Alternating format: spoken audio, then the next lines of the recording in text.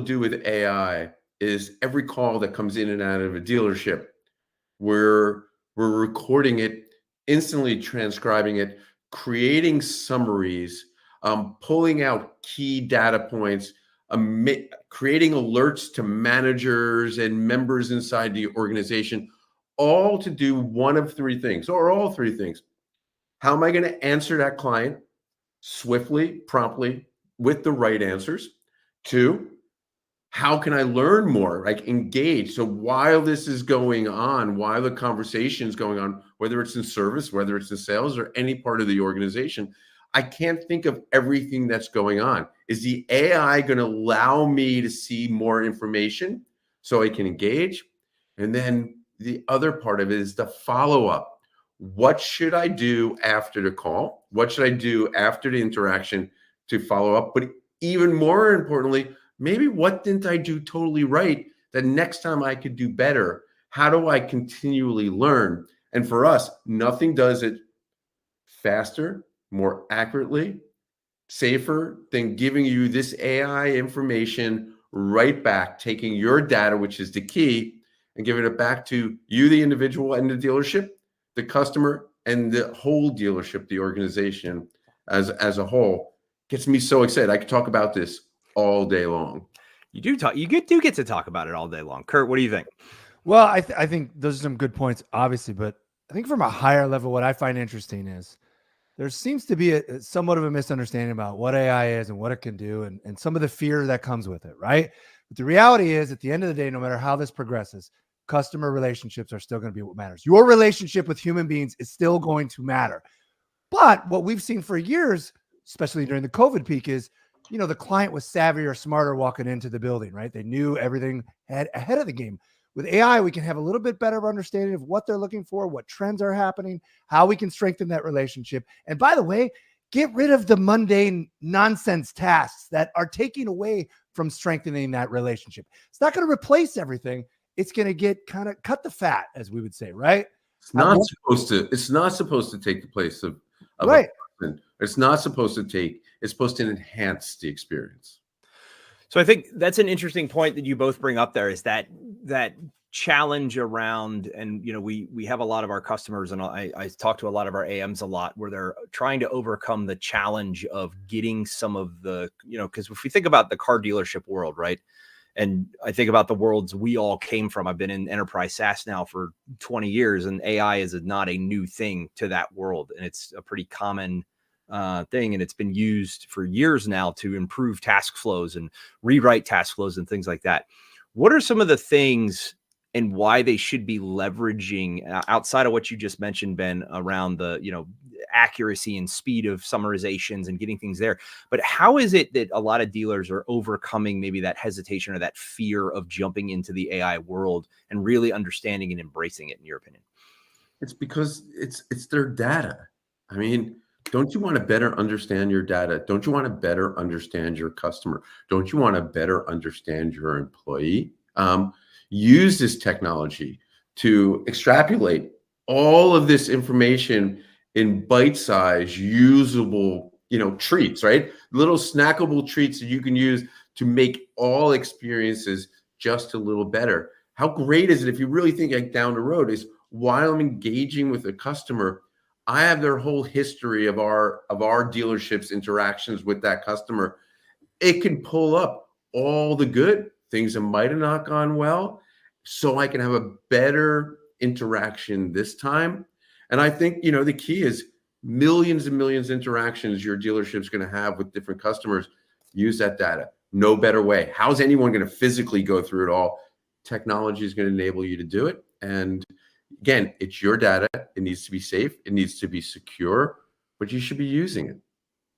You know, Eric, hold on. Let me also say this, because you asked, what's the reluctance perhaps to jump into AI? Well, get over it, because it's not going anywhere. And what do we know from history? Early adopters win, right? It doesn't matter what it is. Social media, video. Right now, there's different trends in different industries, you know, real-time shopping, auctioning, things like that. The point is, if you're reluctant, you're going to get it passed by. By the time you get it, suddenly your competition is already adopting it, and they're going to beat you. Bottom line, right? That's the end of the conversation. I mean, some of the ways you can see it. How about your marketing, right? Do you know what ads are being optimized? Do you know what's actually bringing you ROI? Or are you just guessing? Wouldn't it be a lot better if you knew distinctly what to do, where to put your ad dollars so you can get a better ROI? So my position would be, I'm not here to coddle anyone. It's here. AI is not going anywhere. Adopt, or your competition will. No, that's an excellent point, Kurt. And also, I just noticed your hashtag, which is the hashtag for this webinar, work with Quirk. That's mine. So, it's a personal brand. Are out here and you want to join the conversation on social media, go ahead and tag the post with Work with Quirk, and we will get back to you. So, Ben, you kind of leaned us and kind of got us right into our first topic, right, around all of the data that our customers are getting, right, and all the interactions with a dealership. It's just, there's no way there's no way one person or even a group of people inside a dealership can keep up with it anymore, right? Thousands of interactions a day. It's just not possible for humans to get there. So how are we leveraging AI now? And not just to us specifically, but how as an industry, or is AI helping dealers really personalize and expand on that customer experience to make it something that is special every single time? So there's a couple reasons. I mean, we could talk about this all day long, but like simple ways, knowing information about the customer at your fingertip when you're actually having those interactions with them, right? It used to be if they remembered your birthday and they sent you a note, you felt really good about it. How about if you remember something in your brain, you're always looking to remember those last conversations? What happens if the AI is taking all those last conversations and putting it in front of you? And so you don't have to sit there. You can engage. I can have this conversation with you, and I don't have to be looking through my notes. I don't have to be scrambling, through our CRM. It's all coming to me. So when I'm engaging with you, I have everything I need. And then based on what they ask you, it helps you come up with more results. That's really what it's about, right? Like, look, we launched a new product called Test Track. All of our clients, because we're either phone systems and call tracking, they all go, you got to make us better on the phones. How do we get better on the phones? And that's really how the company got started.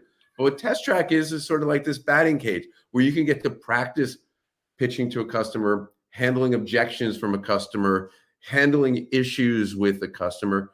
But all the conversations come from all the years of data and all the years of interaction, just so you get used to communicating with it. And AI enables me to do that 24/7, wherever and whenever. So I just get better, smoother, easier, all about the interactions. Yeah, that's great. The way you mentioned the AI in the notes, it reminds me of the scene from The Office where Dwight finds Michael's Rolodex and he's got all the personal notes about it, right? It's not it's moved us to a world where we don't have to keep those anymore. And it's just right in front of us and delivers it to us with that. So from there, Kurt, what are some of the common challenges we're seeing dealers face? And, how is AI helping overcome them through the industry? Well, there's a couple for sure that come to mind. Obviously, Ben just mentioned fix the phones, how we talk on the phone. How can we make that quicker? He kind of gave a great bite size of that. I think there's other ways. How are we getting alerts and how quickly can we get alerts, right?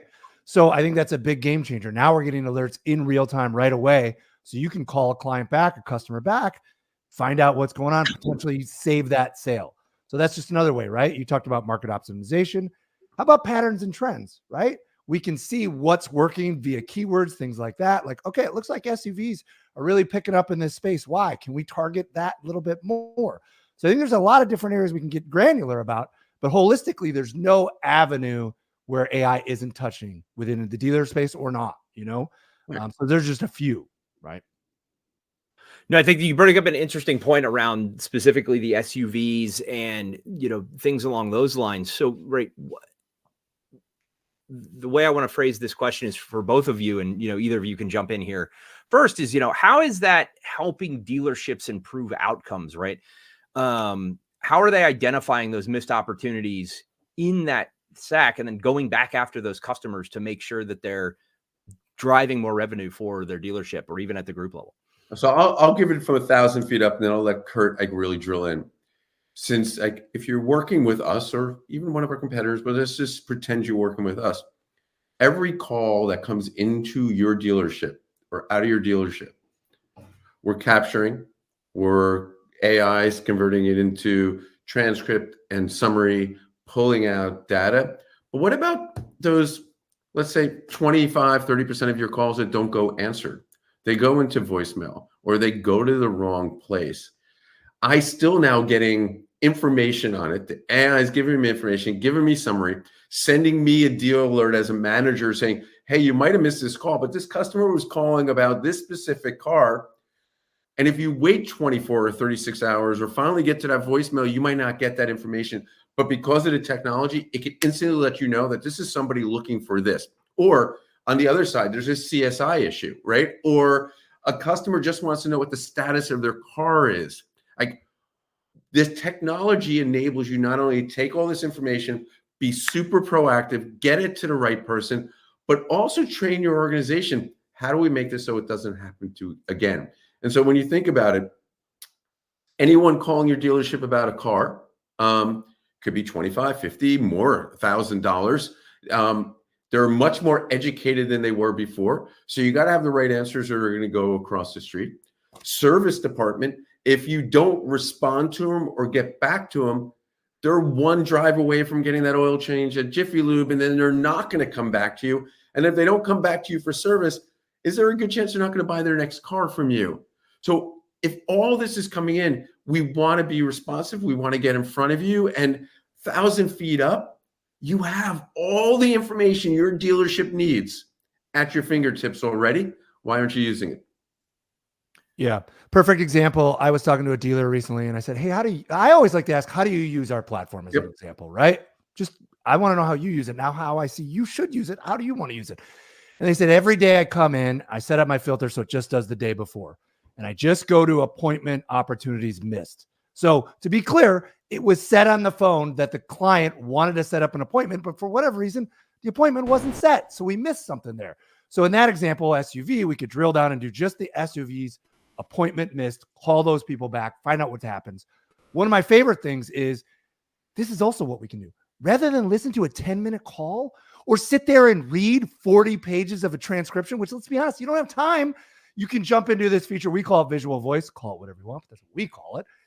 You can see if it's a red sentiment, means, oh, things didn't go well. This specific 30 seconds, we have noted, AI has noted it went bad. Something was said, negatively. Customer went off the rails. We didn't answer correctly, whatever. So I can just listen to that in 30 seconds. So when I call back Mr. Glass and say, hey, Mr. Glass, I know you called yesterday asking about the SUV, blah, blah, blah, blah. I have some more context to the actual call. They're going to be impressed. Like, wow, they really know exactly what I said, how it was said, how it was done. You're adopting a emotional connective thread because you listen to the call, even though you only listen to 30 seconds. But that 30 seconds was the most pertinent aspect. We got a 30-minute podcast. You can listen to the clips of this if you want. You don't have to listen to the whole thing. Look, I'm old, and when I was in high school, we used to buy a thing called Cliff Notes, right? Instead of reading the whole novel, you read the Cliff Notes. This is basically putting the Cliff Notes in your hand the moment, and it's the right information. And the AI isn't just like you're taking like blank AI and letting it do everything. The ML, the learning modules inside the AI have been trained. What should we do specifically to the industry? Even take it down to the level specifically to your dealership. That's what's really important. And I just want to drill it home again. Early adoption. This is like version 1 or 2 of AI. Where do you think it's going to be in 2025 or 2026 or 2027? Early adopters are going to win over their competitors. There's no conversation left after that. That's just the truth. Yep.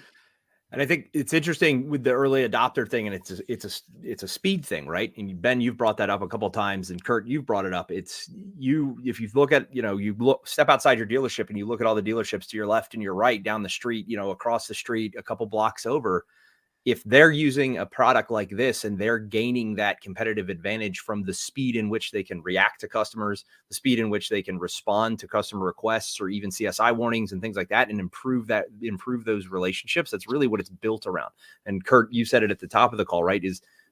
It's always going to be a personal connection that sells the car, right? You're always going to have to interact with that person.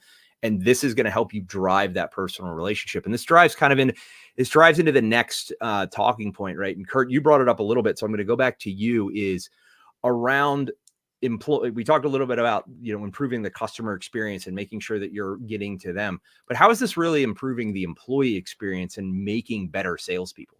Well, I don't want to go off on a passionate rant here, Eric, but perhaps that's what our podcast will get known for. Training is everywhere. It's everything. It's critical. Anyone reluctant to train in any aspect, I think, is really misguided, right?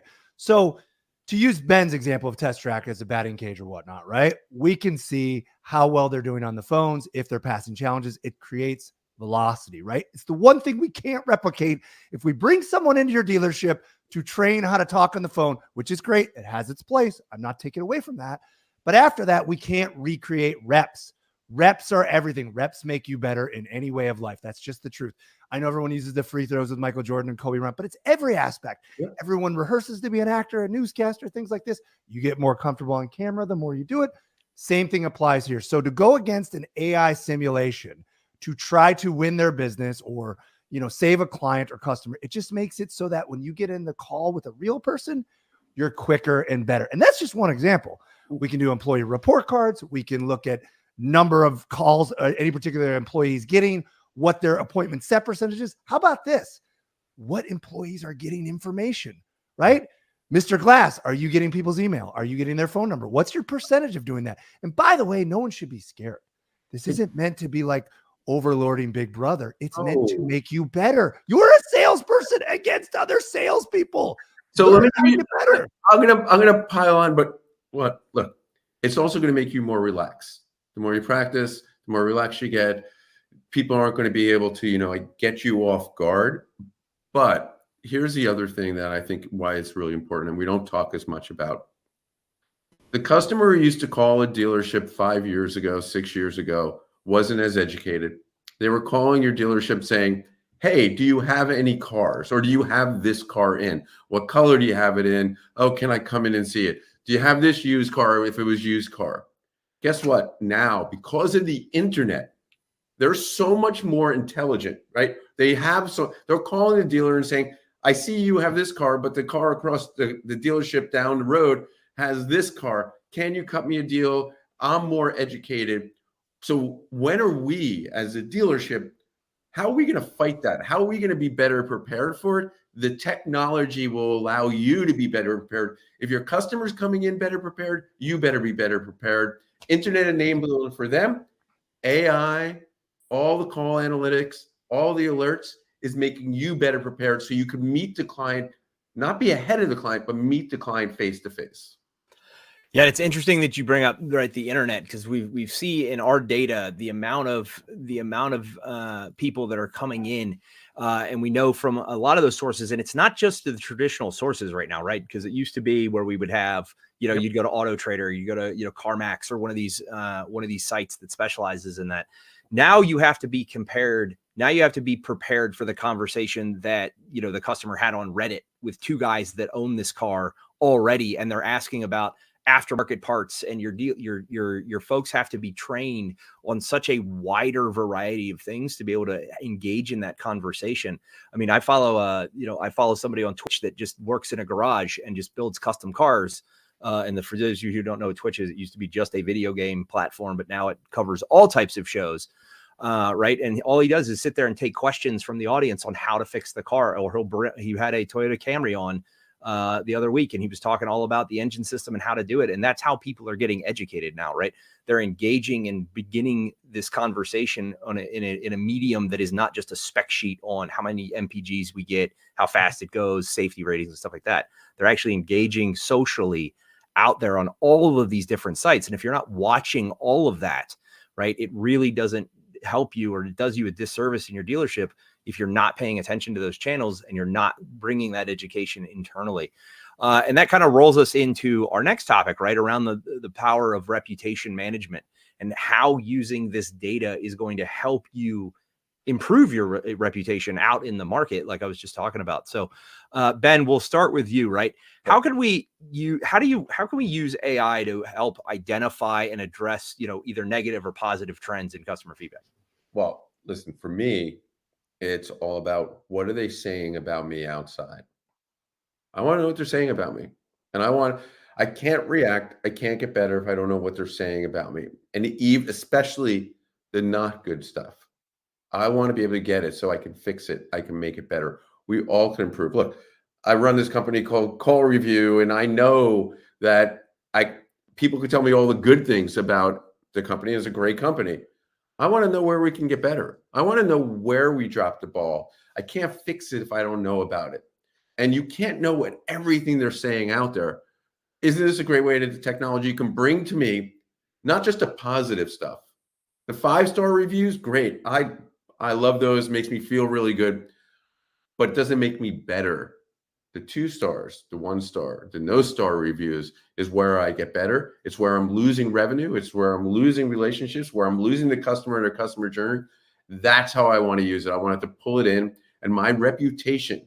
Well, we're only as good as our reputation, and you can spend your whole life building your reputation and do so many great things. It just takes one thing to ruin your reputation.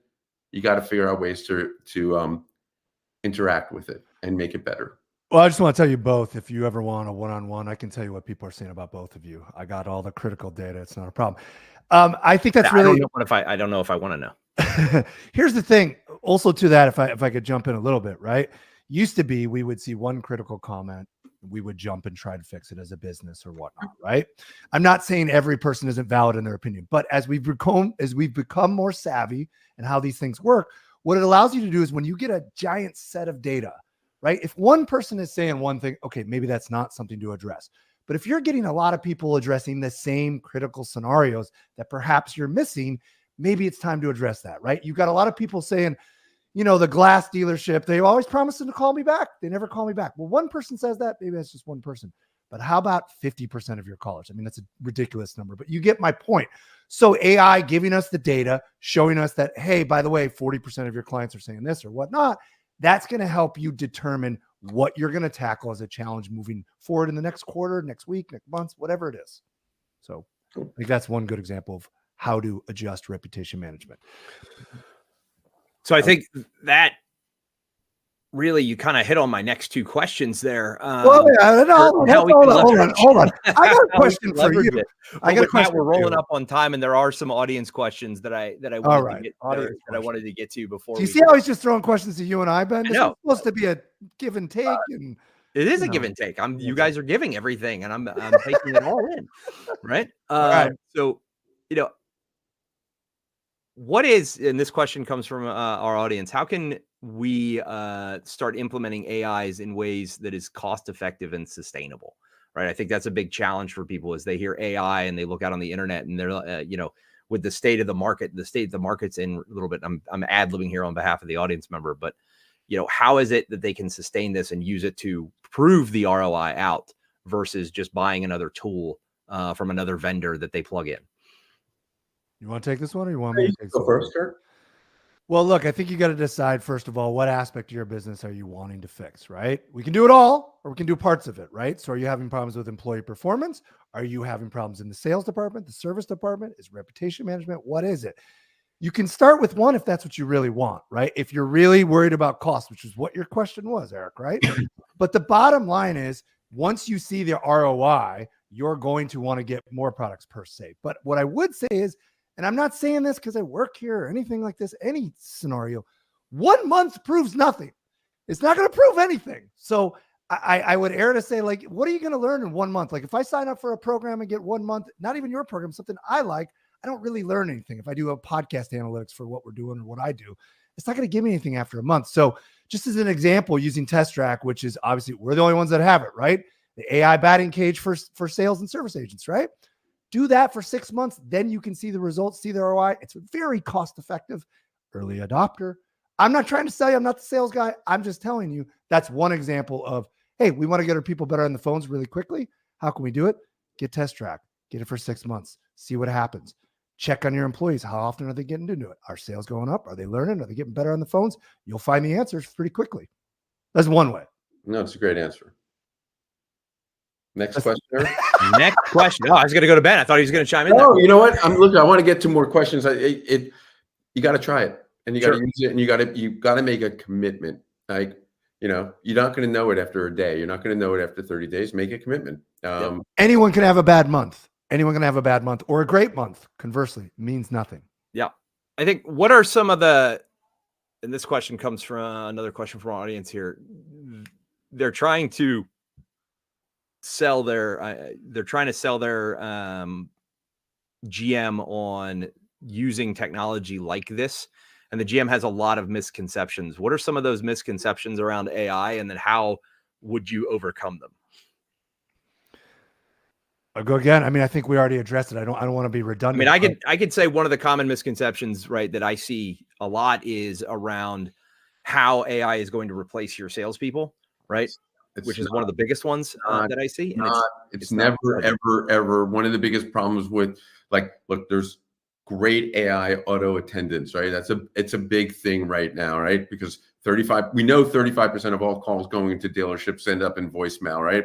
So, but still, end of the day, it's just like when you call American Express or you call United Airlines and their AI answers and it's an auto attendant, I still want to get to a human. And guess what the best part about a dealership is?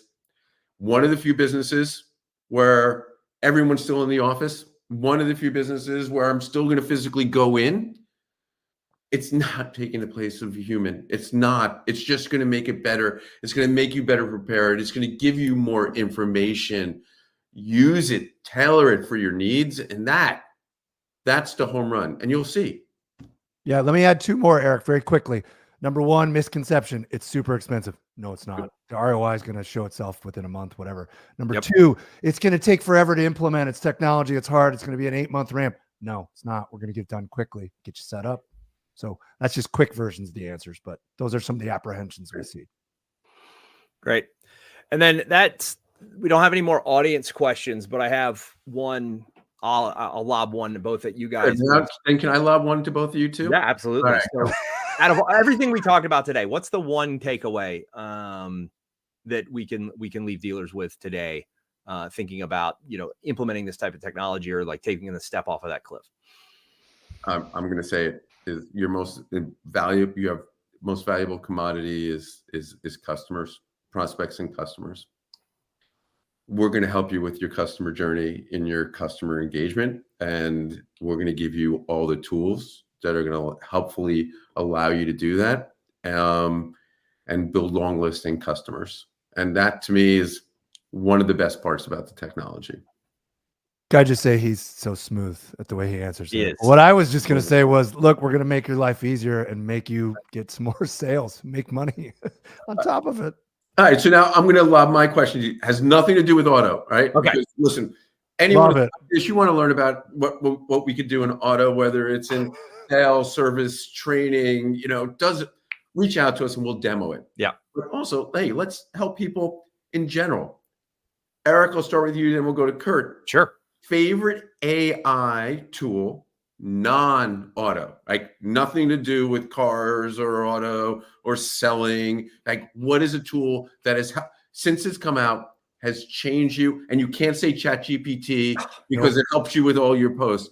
Anything but saying ChatGPT, so it helps me with my posts. I'm real down the Midjourney. Well, so the don't assume they know what Midjourney is. So Midjourney is a complete image and video creation tool that you can prompt and it will make an entire film for you. I use it a lot for YouTube and generating AI images for clips and stuff like that. And sorry, if you couldn't tell, I have a 4-year-old running around the house and he's locked the puppy out now. So, live TV. But anyway, yeah, it's an amazing tool. I use it almost daily and I'll just find myself sometimes in there just spitting the most random things at it to see what it can create and come up with. And it comes up with some wild, interesting stuff. And I'm taking a script that I wrote in college and kind of feeding it to it piece by piece and watching it storyboarded out, which has been. And I think they can try it for free too. I think they offer a trial. So yeah, they do. Kurt? So I don't have a particular software, but what I'll tell you is I do a podcast in my life. We're not here to plug it, but the way AI has made my life so much easier for a couple of reasons. Number one, show notes, click of a button. I finish the show, boom, done, upload it. I can adjust it if I want. The biggest thing is show clips for social media. I hit a button in 7 minutes. They're not always great, but I can edit them afterwards and whatnot. And I used to do the podcast years ago by myself, and I stopped because I was overwhelmed with the workload. I was just exhausted. So those are just two examples of things I can do to make it easy. It normalizes audio levels. It takes out background noise, a click of a button. So I'm pretty happy. I won't say the name of the product because it might be a competitor to what we're using, but you know, I'm sure this one does it as You well. say you use Riverside, but I use Riverside. I love it so much. But there's a lot of great There is podcasting tools, and people should use it. And I think, you know, I always advise everyone should have to do a podcast. Everyone thinks like That's it's really easy to do. Oh my God. I'm doing one a week, 30 minutes for next 12 weeks, and you'll see how easy. But it is easier now than it was a year ago, easier now than it was 3 years ago. And also, can I just say, it goes back to what we're saying. It makes me better and quicker, but people are still connect to me on the mic, right? So it's just supplementing and helping. That's it. Yeah. And then all right, so I'm going to be a little contrary on it too. So, no, because I'm all about the person, you know, I want to do video. I like content. I like that it edits my content, and I like how it could create clips, and it could add graphics, and it could help me with scripts. I love all of that. But one of my favorite products out there is Synthesia. It basically is a humanish, like you can make yourself an avatar, not a cartoon avatar, and just write a script. It knows your voice. It will create that content. So I don't have to think about this. If I want to create a 10-minute training video of me talking, I'm going to go and create a 10-minute video. It's going to take me 8 takes. I'm going to mess up along the way. Your kid's going to walk in. It's going to happen. And it's natural. I can use this technology, write the script, upload it in, add video, going to nail it on the first try. The avatar Ben, who looks like me, has my body movements. You're probably not going to be able to tell it's not me. It's still my content. It just allows me to create content fast. So there you go. That's my now. What are the chances we're going to get to see using Midjourney and Synthesia? We're going to see the long lost Ben Choder scripts from college. Are we going to see those come to a full feature? No. But I do have some scripts. So. I know you do. I want to see them. Let's go. I mean, next episode, I will tell you about the script I wrote in college. Love it. Yeah. All right. Guys, we are at time. Thank you so much for joining us. Thank you, everybody out there on the internet for joining us. And we will be back next month. Stay tuned. And we're going to make Eric answer questions. Yeah, I will answer questions next time. We're going to rotate the host around for this. So Ben's ready for that. Ben's ready for that. That's going to be a terrifying podcast for some of our audience. It's going to be great. Tuning in. Thank you, guys. All right. Take care.